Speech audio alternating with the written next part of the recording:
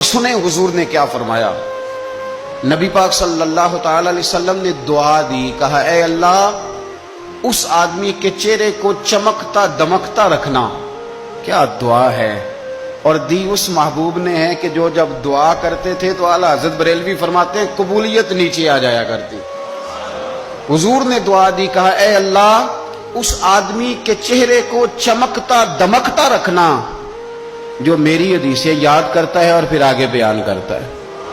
उसके चेहरे को चमकता दमकता रखना, ये रसूल पाक सल्लल्लाहु ताला अलैहि वसल्लम ने दुआ दी। मेरे अजीज, इमाम बुखारी रहमतुल्लाह अलैह के एक शागिर्द थे मोहम्मद बिन अब्बास। वो कहते मुझे इमाम बुखारी ना हदीसें लिखवाया करते थे और मैं हदीसें लिखा करता था।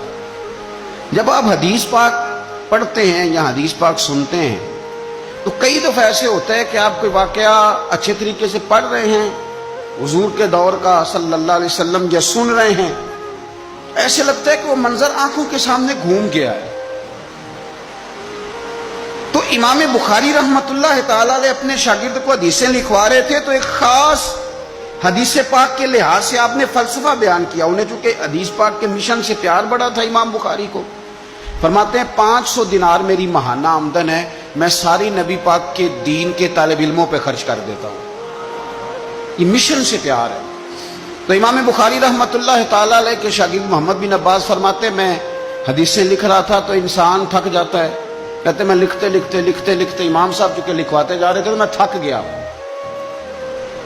तो इमाम बुखारी रहमतुल्लाह ताला अलैह ने जब महसूस किया ना कि मैं कोई सुस्त हो गया हूं, थक गया हूं, तो फरमाने लगे मुझसे कि जो खेल कूद वाले लोग हैं ना, शागिर्द से कहते हैं जो खेल कूद वाले लोग हैं वो खेल कूद में खुश रहते हैं, जो ताजर हैं वो तिजारत में खुश रहते हैं, जो सियाहत के शौकीन हैं वो घूमने फिरने में खुश रहते हैं।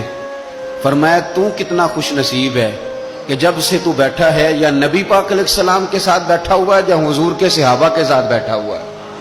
वो या नबी पाक की हदीसें लिखना, हदीसें जमा करना, हदीसें बयान करना, हदीस के साथ ताल्लुक रखना, इसका माना यह है कि आपने नबी पाक की सोबत इख्तियार की हुई, आपने हुजूर के सहाबा की सोबत इख्तियार की हुई।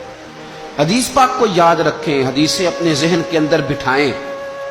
एक हदीस पाक में नबी पाक सल्लल्लाहु अलैहि वसल्लम ने फरमाया जिसने 40 हदीसें जमा करके मेरी उम्मत तक पहुंचाई, अल्लाह क़यामत के दिन उसे उलमा के साथ खड़ा फरमाएगा। हदीसों को याद रखें। मेरा आपको मशवरा है कि रात को बैठ के लिखें आपको कितनी हदीसें याद हैं, जो याद हैं वो लिखें और हुजूर सल्लल्लाहु अलैहि वसल्लम की बातों का जिक्र करें। किसी शायर ने एक जुमला कहा था पर बड़े बेहतरीन कह दिया। वो कहने